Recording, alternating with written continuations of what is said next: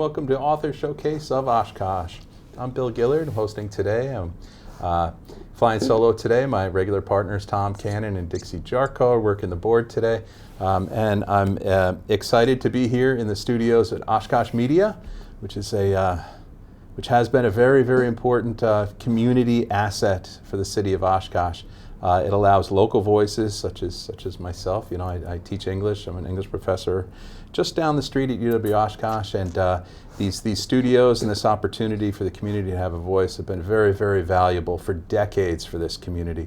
I'm so grateful to have the chance to speak to who's ever out there watching this, and I hope you get a lot out of it. This is a show we've been doing for many years now, where we meet and interview folks from the region, authors, creative people who come to talk about their practice, come to talk about their projects, come to talk about the books that they've got, that they've written, and we generally just try to bring the creative world to the city of Oshkosh.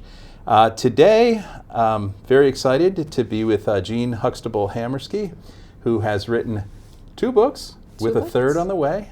Yeah. Very excited to have her with us. Welcome, Jean.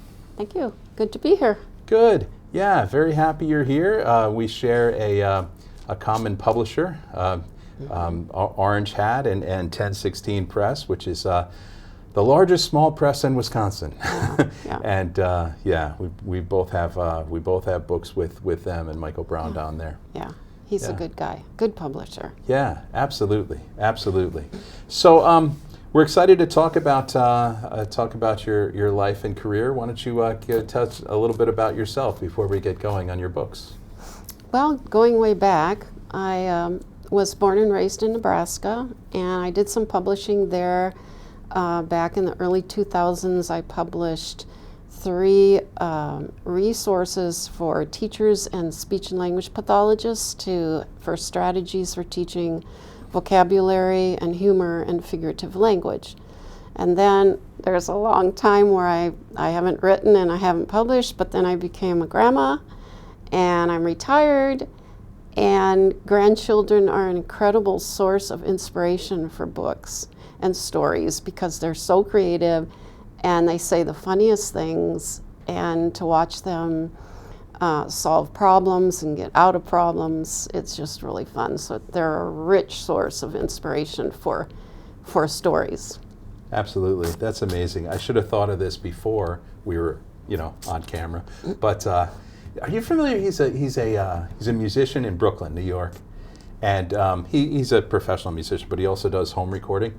And he also has, I think, a 3-year-old daughter, 4 years old maybe, who loves to tell stories. Yeah. And he takes her stories like verbatim, the word for word, and just sets them to music about the unicorn flying, but she's under the water too, and she's a mermaid. And these crazy stories that are so much fun. Is he publishing those? Well, they're on YouTube and they're on social media elsewhere. I'll send you a link. Yeah. But I don't remember his name like I should have prepared. But yeah, it's funny. Really fun. It reminds me of your books. Yeah. So you had that gap between Nebraska and now.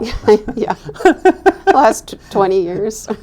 Yeah, that's funny how that goes. I have 2 daughters and they're in their early 20s now.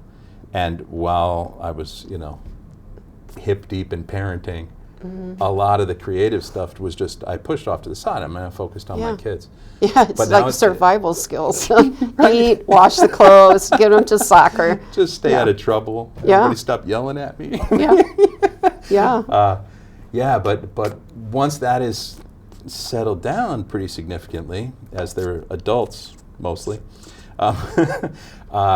all the creative stuff is just coming back, and it's just so invigorating, so exciting. And being a grandparent, I think you're more aware of those things with grandchildren. You are paying attention to them more in the moment when they are playing and they say something funny and you go, that is hilarious what they just said. I mean, you hear it, whereas raising your own kids, like I said, you just are focused on getting through the day, surviving and making sure everything's going okay. And sometimes those things would just go by. There were some times, though, I had a little notebook for each of our kids growing up, and when they would say something or do something I thought was just really funny, I'd write it down in their book, and now I've given those to them. So now I'm picking up on what the grandkids are saying. So anyway, Wow. a lot of inspiration there for Good. creative ideas. So between Nebraska and now, things started roaring back, and it started with Parker's Pumpkin. Yep, with Parker's Yeah, Pumpkin. so this is your first. This was our book first one, yep. That's not aimed at speech language pathologists. No more. Or teachers. No, Good, that is okay. done. I'm gone. Yeah, I have a grandson, Parker, and he is 9, and he loves the outdoors and he loves gardening.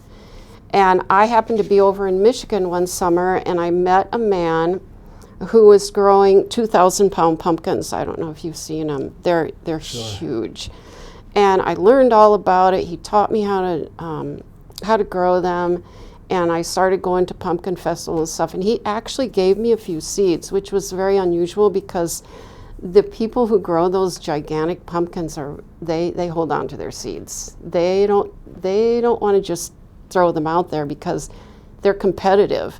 Did you And promise not to go to the Michigan State No, Fair? I didn't promise that. But for my grandson Parker, at Christmas I gave him 2 or 3 because that man had given me about 8 seeds, and I said, okay, I'll try to grow them. And I gave some to Parker and told him what it was supposed to grow into, and he lived in Alabama at that time, and he planted them, and he grew literally a 50-foot vine, and you have to break off all the extra blossoms except one, and he grew a pumpkin, about this big. He was really pleased and excited about that.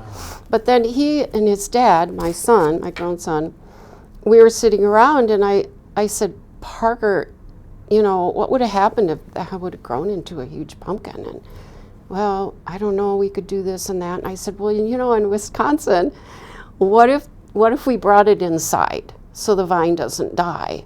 But then, what if it grew in the house and you have this huge pumpkin that you can't get out the door? And Parker said, you'd probably have to take the roof off. And I said, I don't think we'd want to do that. So we were just brainstorming, and when we got done with all this brainstorming, I thought to myself, that would be a great picture book for kids. Oh, and yeah. that's how the story, there's imagination in this story, but it starts off with that whole idea. And then at the very back, what I did, the last few pages, I put in facts about those 1,000-pound pumpkins and so on, and how you raise them, foods that you can make out of pumpkin. I even put in my grandma's pumpkin pie recipe, which is the only nice. It's the only pumpkin pie recipe I've ever made. It must be 100 years old by now. Wow. But I talked about how big the seeds are and so on and so Those are forth. big seeds. Those are huge seeds. Yeah, they're Yeah, big. I'm interested. This pumpkin facts page, how to move them, where they come from, how to grow them, and what the seeds Yeah. look like, and then there are links where you can get more information. Right. And the record for the largest pumpkin, In that one year was Ever grown? 2,000. 2,500 pounds. Yeah, they're huge. And what's funny is you wonder what they do with them after the competition's done, and some of them will give them to farmers who they feed them to their cows, and the pigs like them. I've seen people carving them into big faces, like humongous jack-o'-lanterns. And they also have river races where you scoop all the inside out and you actually get in the pumpkin with like a canoe paddle, and you paddle down rivers floating in this huge pumpkin. So it's a huge, this giant pumpkin world is just a huge cultural world. It's so fun. That's amazing. It's just a lot of fun. So the book talks about this relationship, grandmother, grandson, Yeah. but also is this window into a world that probably you don't know. Yeah, and It's a very- and just gardening together. A grandma and grandson gardening together, learning about the giant pumpkins, and problem solving, because in the book they do bring it into grandma's house, and they have to figure out how to get it out, and it ends up really nice. And at the end of the story, they end up throwing everything into the compost pile. But winter comes and then spring, and then the very next spring, Grandma calls up Parker and says, "You got to come over here. I have a surprise for you. Can you come over?" And so he goes over, and they find in the compost pile they're growing again. Nice. So I really wanted to emphasize composting too. So. Oh, nice. And composting is so great. I mean, we already have our pile of soil for this year, but we got all our compost that we're probably going to bury in October, September, whenever we get to it. So it'll be ready for next year. Yeah. But who knows what's going to come up? Yeah. I eat a lot of green peppers and cucumbers and just all kinds of stuff that ends up, this and that, seeds, all kinds of things end up into avocados. Like, I don't even know what's going to come up, but I know when we're putting, soil down on our flower beds and things, stuff's going to come up. Last year, we ended up with like 1,500 gourds, like little gourds, and should we stop them? Like, no, let them go. Yeah, we had vines everywhere. Yeah, so I love that message that, what is this year is also next year. Yeah, and it what keeps you going. toss in there is going to be brand new. And then I wanted to also, as I sell this book, I have a friend at the Brown County Seed Library. And that is inside the Brown County Library downtown. And they collect seeds. They have people bring in extra seeds, flowers, vegetables, and they put them in these little packets. And my friend said, how about if we package up some pumpkin seeds for you to give out to people when they buy the book? So you can see it says donated by Brown County Seed Library for readers of Parker's Pumpkins. So I'm promoting this too. And it's inside the Brown County Library. Yep. And you just go in there, and you don't even have to have a card. You just go in there, and they have them all labeled, and you just go through and pick out packets, and there's your garden. That's amazing. So is that something that public libraries do commonly? Is that something? I don't know. I've never heard of it. I haven't heard of it either. But it's an amazing thing. They do a lot with that. So how's your garden this spring so far? Well, it's a little sad right now with the weather and everything. Yeah. And we used to, I used to get heirloom seeds, and so we grew lots of beans, lots of different kinds of beans and carrots and tomatoes and onions and garlic and all this stuff. But the thing that's happened in our yard is the trees have grown up. Ooh. Okay, and so 90% of our yard is in shade now. Okay. So we are beginning to plant in pots that we can move with the sun. There's one small area of the yard that gets quite a bit of sun, so we can move the pots around, which it's disappointing. Yeah. I used to make pickles. I did a lot of freezing. We saved the dried beans for soups and stuff like that. Oh, nice. Yeah, I did a lot of that. You have fenced in yard? You have deer issues? No? You have fenced Big in? time out in Howard. Yeah. We have had deer. They'll jump the fence. Oh. There's only one entrance into our yard. It's through the driveway, and we've had 3 or 4, and they've eaten up our hostas. They've eaten up our raspberry bushes. They've eaten the blueberry bush. And Howard has had to come up with, people have really complained, because you look out your window in the morning, they're just walking up your driveway and down the street and across the yards.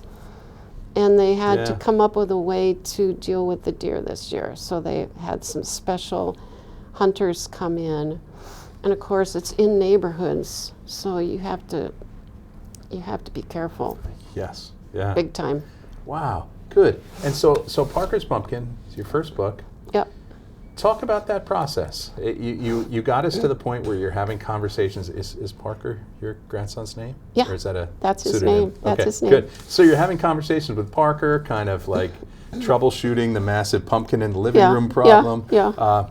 And how did and your thought that, like, wow, that'd be a good story. That might be a good like illustrated children's book. Yeah. So then what do you do? What do you do when you have that idea? Yeah, because I published before, years before, I thought, oh, I can figure this out, So I typed it all up. I had my son read it several times and make changes, and I have a critique group that I send it, you send your stories back and forth, and they say, oh, you don't need that word, and you don't need this. And is it virtual? You meet face to face? We don't meet face to face. It's virtual. It's on. We just send it through email, and they do edit it and then send it back. Okay. I know there's all different types of critique groups, where you can sit side by side with someone, and I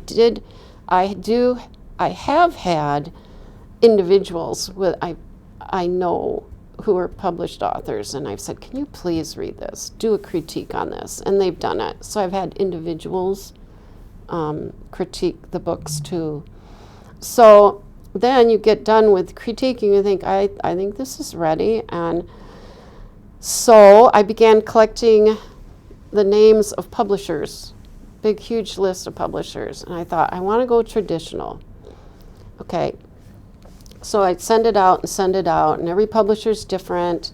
They have a different way of receiving your document. It might be attached to an email. It might be you have to fill out their own form. Sometimes you'll look up a publisher and they'll say, oh, we only are interested right now in science fiction and fantasy books. Well, that's not what I needed, So you go through this whole process. You find some publishers that are possibilities. You send it off. And generally, you don't hear a response back where they say, thanks for sending in your story. So you sit and you wait. And at the very beginning, one of the first publishers, I waited for several months. I finally called them, and they said, well, if you haven't heard from us in 6 months, then we aren't interested in the story. So then you back off, and you keep doing this until it's like fishing for a publisher. And you were sending out just the manuscript that's just several hundred words? Yeah. Okay. Yeah, just the words. A Word document. Okay, good. Because some publishers, especially traditional ones, want to use their own illustrators. So once they accept it, they have it, and they're making the decisions on it. Okay. So then I started looking at I didn't want to do self-publishing because to me it just seemed overwhelming. If I was 35, 40 years old, I might go that way, but I'm not. So I thought hybrid. How about hybrid? And so I started searching, and I found Orange Hat, and they accepted it. First, they said, well, we don't like this about it. Can you work on this beginning part? And I did, and I resent it back in. They said they'd look at it again, and they accepted it. And so then it was a process of, they had a huge list of illustrators and their websites. So I went through all these different websites with illustrators and their galleries, and I picked out and so 3. You saw samples of from Gina Krause. Yeah, she was one of 3. I sent it out to 3 illustrators. They sketched back a scene, and then I was able to choose from that. And then Orange Hat, they get the copyright and the ISBN number, and and they help to paginate it, put the text with and distribute it when it's and ready distribute to go. it. Yeah. And they put it out on Amazon and Barnes and Noble. Where else did they do that? But anyway. So how was it working with Gina with this first book? It was each of my illustrators working with them has been very different. Gina was from the Minneapolis area, and we never met face to face. So it was all through emails and sending things back and forth and back and forth. Like she'd sketch some scenes for different pages, send them to me. I'd say, okay, can you tweak this? Can you tweak that? And she'd change it. Finally, she was able to put the color in and so on. So that was how we worked. And then the illustrator for this one, Marlee's Masterpiece. And so this is your second book? This is the second one. Just tell me, what year did Parker's Pumpkin come out? 2023. 1980? 1980. I was going to say 1983. 2023. What's 1983 to you? Is that a big year? Well, that was college for me. Oh. Yeah, okay. and I just had a sad, really important teacher from that era die. And so I've been looking backwards the last few days back into the 70s and the 80s. But the book came out in 2023. Okay. And now, so we jump to Marlee's masterpiece. At what point did you begin to conceive this? While this was still underway? Yeah, this one was pretty much done, and I was starting to look at marketing of it. But this one had been percolating in me because this one, again, is you have another grandchild. Yeah, another grandchild, Marlee. Marlee, okay. And she's about 6, and she loves painting. And I loved watching her paint because she would sit there and she just did colors, you know, and she'd say, "Oh, look at Grandma how that goes in there and it makes orange." And she just loved colors.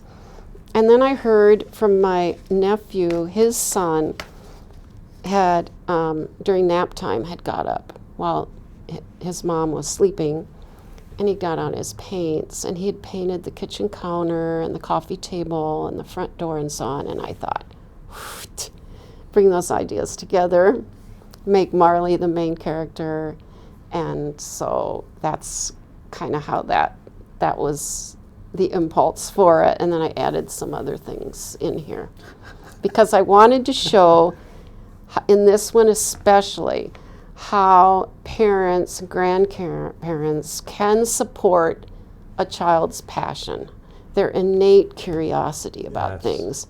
If they're curious about ants, help them to explore that. Have them talk with an ant scientist. Have them find ants and catalog them and so on. And with Marlee, it was painting. And so in the book, they take her to a big art museum, and she sees this painting of Monet. Mm-hmm. I don't know where I should show this. And she's enthralled by it. And I don't know if you've seen how huge it is. How huge it is. Floor to ceiling, like yes. Beyond belief. Yeah. And magnified when you're a tiny little kid, too. I mean, and so she was just bigger than life. And one of her comments in there, and she said, he must have used a lot of paint. And so, anyway, they go home, and she's supposed to nap because, of course, Mom's tired, and it's nap time. But Marlee cannot sleep because she keeps thinking about that big painting. So she decides, and in the museum, Dad had told her, well, that was painted by Monet, and that was one of his big masterpieces. It was the pond that he painted so many times. So she came home, she said she wants to paint her own masterpiece. So while Mom is sleeping, she gets up and she goes through the house painting her masterpiece on everything. And she can hardly wait to show Mom because Mom will be so excited. Thrilled to see Marlee's masterpiece. So when Mom wakes up, she's horrified, and Marlee says, "Let me show you the rest of it. There's more, Mom." And so they walk through the house, and Mom's getting a migraine, but I don't say that in the book. But bathroom, kitchen, bedroom, hallway, everywhere. So Mom and Dad and Marlee have to have a talk, and they explain to her that painters like Monet painted on canvases, which can move around on the walls. They usually have their studio, and it's all set up with their paints and everything. And well, the 3 of them have to clean up. So the 3 of them have to clean up Marlee's masterpiece. Unlike my nephew, who had to buy a new kitchen counter because the paint had gone in, it was marble, you know. He had to buy that. That's not what I put in the story, though. So finally at night, after cleaning up, they go to bed. Marlee understands it. They've taught her. And she gets the idea, I need my own studio. So together, they come up with the idea. And at the end of the book, she has her own studio. That's amazing. From floor to ceiling with canvases and stuff. Yeah. And then at the end, you know, they frame her painting. They're so proud of her. And there's some more information about Monet and about colors and how they blend together and stuff like that. So that's brilliant. And then Brown County Library packed some flower seeds for people who buy Marlee's masterpiece Oh. too. So I get to pay. I get to hand out seeds for them Because too. she loved the flowers and she loved the Yeah. butterflies. Butterflies. Yeah. That's great. You know, parenting disasters come in all flavors, all shapes and sizes. And you should paint. You know, paint what's in your heart, and I'm going to take a nap. Yeah. And never imagining, oh No, my God. no. Like, my younger daughter loved hockey. And so all right, let's set up a little corner in the basement. You could practice stick handling, stuff like that. That, every window is broken, all the light, things are just destroyed. And you're 8 years old. How did you do that? Just shooting the puck, Dad. Yeah, I'm just practicing. Yes, I'm because that's what I told you to do. Yeah. Yeah, and that, it just made me smile. Because, Yeah. kids are so beautiful. And, They are. They you let them run. Yeah. And sometimes they run in directions that are surprising. Crazy. Yeah. And like Parker, he loved gardening. So that really fit with him. Say, here's some seeds. See if you can grow this. And with Marlee, she loved painting. And so, okay, let's learn about painters and famous ones and, and all that kind of stuff. And I tried to make the parents not come down on her, like just punish her and go to your room, you're in timeout, that kind of thing, but rather educate her. Yeah. Talk with her more about it and come up with possibilities. So, Yes. And what I love about both of these books, and then we're going to talk about your next book, is that it's about the passions of the kids. And I mean, you raised kids. It could be something this week and something that next week and something the other week. But the only thing you want them to do is keep trying stuff, and keep jumping in and keep okay. You want to ride bikes? Let's ride bikes. You want to paint a picture? Let's do it. Yeah. You want to garden? Let's give it a shot. And I love how they're driven by kids' passions. Yeah. So you learned all your lessons about publishing and working with illustrators for this one. Yeah. And you had another book on your hands. Yeah. And by then, Michael now is this was when Shannon was owner. Right, yeah. Now Michael is the owner. And so I went through all that with him. And again, I was able to look through all these different illustrators and choose out 3. Sent them the scene I wanted them to sketch, and they did. And when Summers came back, the scene that I had them sketch out was where Mom and Dad and Marlee are talking about, this isn't good, what you've done. This scene right here. And what I loved about Summers' illustration was the body language. They're all sitting together. Marlee's not there, and Dad, and they're together holding her. Mom's kind of explaining.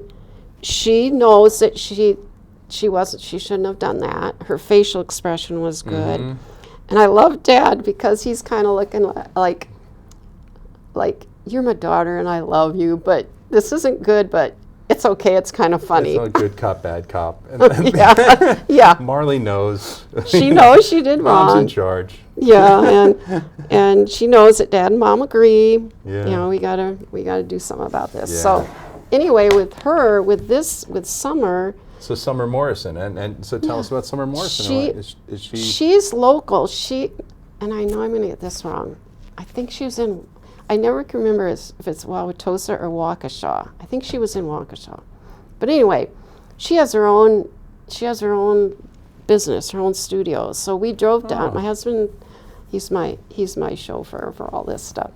We drove down there and walked into her studio, and she had the whole story all on paper up on the wall, and she had already paginated where the text would go and stuff. And so we walked through, the 2 of us, each page. Well, on this page, I'd like this, and she'd say, I think it'd be really cool if we had that paint just going from one page to the next. And I thought, As it does in the book. Yeah. I said, I love that, yes. And reminded me of all the water in Monet, like flowing like a river. Yeah, it was beautiful. So we walked through page by page, picture by picture, what we thought would go with the text, and then it kind of went the same way as with Gina's, because she sketched out each of the pictures, and I asked her to make a few little tweaks of different things, and she did, and then it was in her hands to put together all the color and everything, and then that's sent to the publisher, and then he takes care of getting it printed and all that kind of stuff. We've got 2 hardcover books here. Is it also available in paperback too, as well? Wow. Okay. Yeah. Yeah, and so you have these 2 books. How have you gotten them out in the world? Selling your book, writing is tough. A lot of a lot of alone time, a lot of struggling to get things right.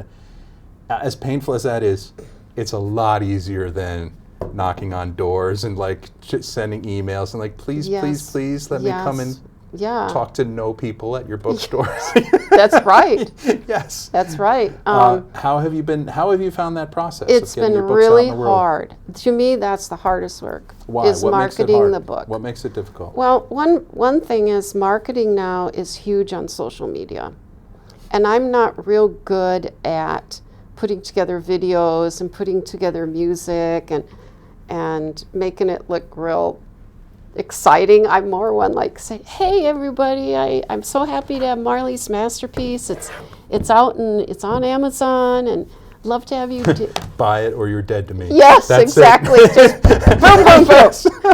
And so a couple times I've written to my daughter, who's 42, and I said, would you please rewrite this for me and give it the tone? Because there's a certain tone to social media. With the music and videos, and I usually can get a picture or 2 in there, and then my writing and the hashtags and stuff. So she's written a few of them, and she makes it sound more up to date. It's great. So you have a chauffeur, you have a social media manager.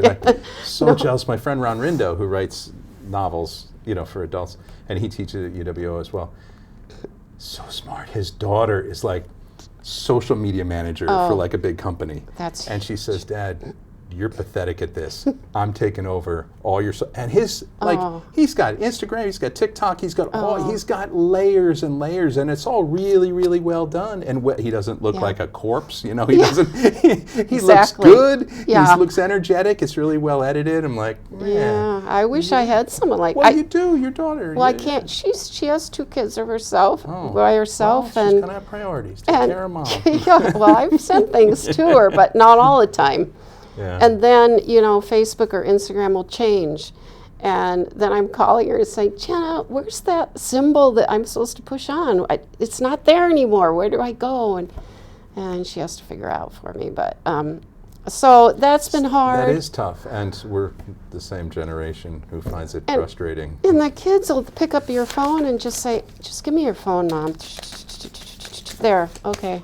And that would have taken me an hour to figure out. So yeah, and for me, it takes an hour, and then I give up having failed at it. Yeah, right? or So you get mad at the phone and say, well, why didn't you do that? I've done this before. And I say that a lot as I get older. I got to figure this out. It's usually about the computer or the phone or whatever. So anyway, that's been really hard. I enjoy the face-to-face selling. Sure. So I like going to, especially with Parker's Pumpkin, I love going to pumpkin festivals in the fall, craft sales. That's a great because idea. I like it when people walk by and you say, hey, would you like to hear Parker's story about his pumpkin? And sometimes they'll say no, but often they'll say, oh, yeah, sure. So you go through it and you talk with them and say, I can sign it for you today if you'd like, if you buy it. I love that interaction. Sure. That to me is easy. It comes more natural than the social media stuff. Yeah, for me, my favorite part, because I teach, and so I'm in front of groups, captive audience often. Yeah. I like doing that. I like preparing. Like it's less. Sometimes I do it with creative stuff, but a lot of stuff I do it with scholarly stuff. But I really enjoy just being in front of a room, and it could be like a bunch of retired people or like people who just come in the public library, and I just have my thing ready to go, and we laugh and we talk and we just have a good time. And sell books or not, it almost doesn't matter. You're there to exchange ideas and instill interest in books. Yeah, you know, instill interest in stories. I mean, because you could say to the kids, I did a presentation with Lifelong Learning, and I said, everyone in here is full of stories. Everybody. You have stories. Sad stories, exciting stories, adventure stories, you know, we all have stories. And you could say that to kids. Every one of you have a story you could write. Could be about your dog. Could be about your grandpa. Could be about going fishing. It could be running a race in the neighborhood. You know, it could be anything like that. So the other thing that I've found hard is libraries and bookstores, gift shops, because many times they want to sell your book on consignment, which means they also are taking a cut. I mean, to begin with, I have to buy my books from the publisher to sell them. So right there, you know, there's a discount, and then you're paying. If you're selling on consignment, then you're paying, you know, the printer to the publisher, the store, you know, all that kind of stuff. Yeah. So that so the can book get is discouraging. whatever, $20, and you get $1 out of it, something like that. Sometimes, yeah, especially from like Amazon, a couple dollars. And libraries, I've had some libraries say you can come and read your book and do our children's time, but you can't sell your book. So I've run into that, and other, you know, so you can make a list. I make a list. So I'm going to call the, you know, Neenah Public Library. I'm going to call this bookstore in Oshkosh. I'm going to walk into that bookstore. You know, so you have to force yourself. You have to get out there. You can't just sit at home. Right. It'd be easy to email them, but it's better if you walk in and say, "Hi, I'm Jean Hamersky, and this is my new book. I wondered if you'd carry it in your store or whatever." Good. So you have to get out there, and each store, each library, each school will be different. You know, they all don't do it the same. Like schools, some authors get paid for their time to come in and do a presentation, and then the school buys, you know, 30 books to give to kids, or they say, we'll buy 30 of your books, but we aren't going to pay you for your time. You know, and you have to keep track of all the different places and it's a full-time job. Yeah. It really is, getting your word out there. Yeah. So in the little time we have left, what's next? What's the next book? I'm in the middle of, I'm working with an illustrator right now from Neenah, and the book is going to be Marvin in the Painted Chair. And I have a grandson, Marvin. So this is what a coincidence. Your third grandchild book. Yeah, and this is based on an experience he and I had painting an old chair. Nice. And then I took it. And the thing that really got me going on this story, and the story goes away from the chair, but it's kind of one of the main characters, is that he was in our house laying on his back on the living room floor on the carpet, and I was like right next in the kitchen, and he was singing, and he goes, "Grandma," he says, "you are very nature-y." And I thought that was so interesting, because he knows when he comes to our house, we get out in nature, you know, and he's beginning to get interested more and more in nature too, because he comes from the big city of Minneapolis. Oh. You know, and it's city. It's a city lifestyle. So, yeah, Grandma, you're very nature-y. So that story evolved from that. And writing about that relationship, by writing about the chair, you reminded me of Billy Collins, a former U.S. poet laureate and all that. He said, we all want to write about big stuff, but in order to write about big stuff, you got to write about small stuff. Yeah. And so you're writing about this loving relationship between grandparent and grandchild, but you're writing about a chair, painting Yeah. a chair, Yeah. which is, maybe Common nobody's idea of a stuff. good time. How can you it's write the a book thing about that? It's the thing that brings you together. Yeah. And so you're writing about these, like the most important stuff, the relationships we have with our family and then Yeah. on our loved ones, but you're writing about a chair. And Yeah. I love that. I love that. Yeah. Good. Yeah. And so that'll be out soon. And you're working with a third A third illustrator? illustrator. That's great. Yeah. Okay. Yep. Good. And that should be out. She works fast, so I think it should be out probably by the end of summer, something Good. like that. Okay. End of summer, fall. So did we miss anything? Oh, probably. All right. But you Well, gotta this end has this been thing. this has been a real pleasure. It's been a real exciting to hear about this, It's nice the to process, and you've got wonderful books. Well, and I could sit here and interview you about your books too. We'll do that next time. Okay. Yeah. I'll interview you. That'll be exciting. Okay. So I'd like to thank Jean Huxtable-Hamersky for being with us today and sharing her books, Parker's Pumpkin and Marlee's Masterpiece with us. Again, this is Bill Gillard along with Tom Cannon and Dixie Jarko, and this is Author Showcase of Oshkosh, easy for me to say, coming to you from the studios of Oshkosh Media here in Oshkosh, Wisconsin, a valuable community resource. Thank you very much for watching our show today, and thank you, Jean. Thank you for having me. Thank you for tuning in to Author Showcase of Oshkosh with your hosts, Dixie Joe Jarko, Bill Gillard, and Thomas Cannon. We'd love to hear from you, whether you're interested in being a guest on the show, have a question, or want to share your thoughts.